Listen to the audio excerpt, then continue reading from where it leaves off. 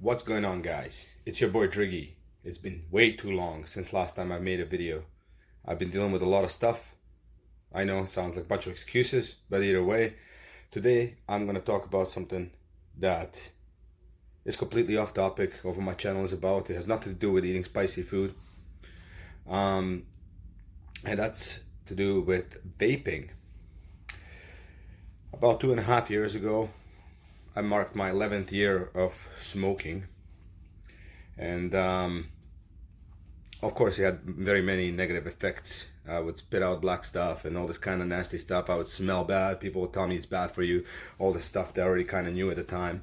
But anyway, what happens is one time I got a new job, and I seen one of my guys that I was working with. He was vaping and it smelled really good and everything. At this point I knew about vapes, but I didn't really believe in them, let's say, right? So anyway, it kind of, like, I was kind of almost jealous that he was able to spend a lot less money, smell good, and the stuff tasted great.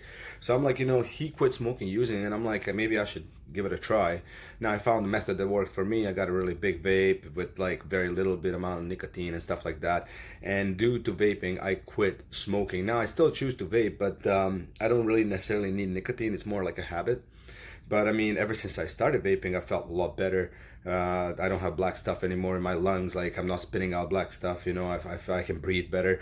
I don't smell bad. Some people will still look at me like, oh, yeah, vaping is just as bad. But in reality, it's nowhere near as bad. It's really hard to be on the smoking level of bad.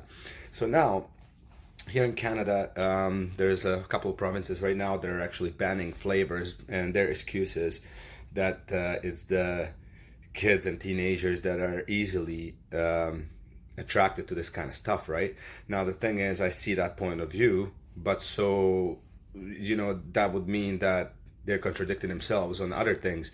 So you're looking at, for example, alcohol, and alcohol comes in many different shapes and sizes, bottles, and different colors, different flavors as well.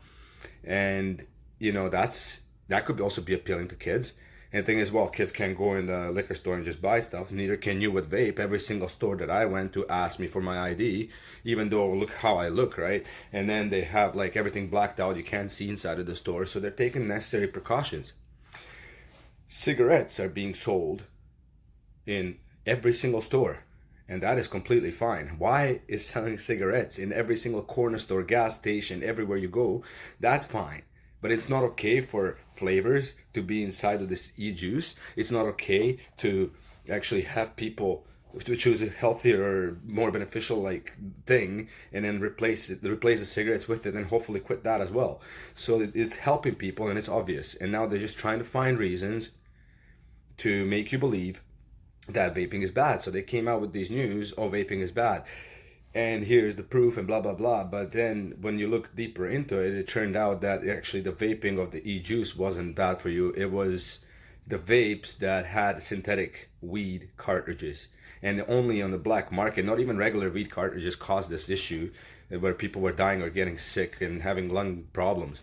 It was only when it was bought from a black market from who knows where, and who knows if it was even the actual THC cartridge at all. Who knows? Like, remember back in the day when there was synthetic weed, people loved it, but they suddenly started getting sick, right? So I'm thinking it's probably around the same thing, right? It might not even be the actual weed, right? Now the thing is, I've been vaping for about 2-3 years now, and I'm just absolutely loving it. Here's my little vape here. And honestly, I think there's a lot more worse things out there. McDonald's, you're allowed to bring your 2-3-year-old kid there, and they're selling you Happy Meals. Like, man, they're selling dirty, nasty, fake food to your child, and that's not teenager, that's about to become adult or like whatever, high school, whatever. They're selling this food to your 3-year-old, and that's legal for you to buy and for them to sell. And that's okay. But it's not okay for a 16-year-old to decide, hey, this is a flavor I like, I'm gonna vape. Like, even if they're not gonna vape, even if you're gonna get them away from that, they're gonna try smoking. I started smoking when I was like 15 years old. Like, if the kids want to do something, they're gonna end up doing it. So I'll give you a little tip, guys. Just go on the website, You can ask me personally what website I use, but you can just go on a website, buy your own liquid, like your own VG, your own PG, or your own nicotine, and you buy a flavor. You'll be surprised how easy it is to make your own juice, any flavor you want. So even if this ban is inside your province or inside your, or implemented into your whatever law, what you want to do is you just want to order online and make it yourself. Because you can buy these things separately and nobody can tell you you're not legally allowed to buy food flavoring. So you can buy food flavoring anywhere. So literally, you can just make your own juice, and I've spent about 70 Canadian dollars in the last 8 months, and I vape all day and night. So I'm not making this video to protect vaping. If you never vaped before, if you never smoked before, like, there's no reason for you to start. Absolutely not. And some kids will start because of the flavor and stuff. Oh, it tastes good, I'll try it. But there's no real proof that this is really bad for you either. They're just trying to come up with stuff just like they tried to come up with the stuff when it came to marijuana. It's all money.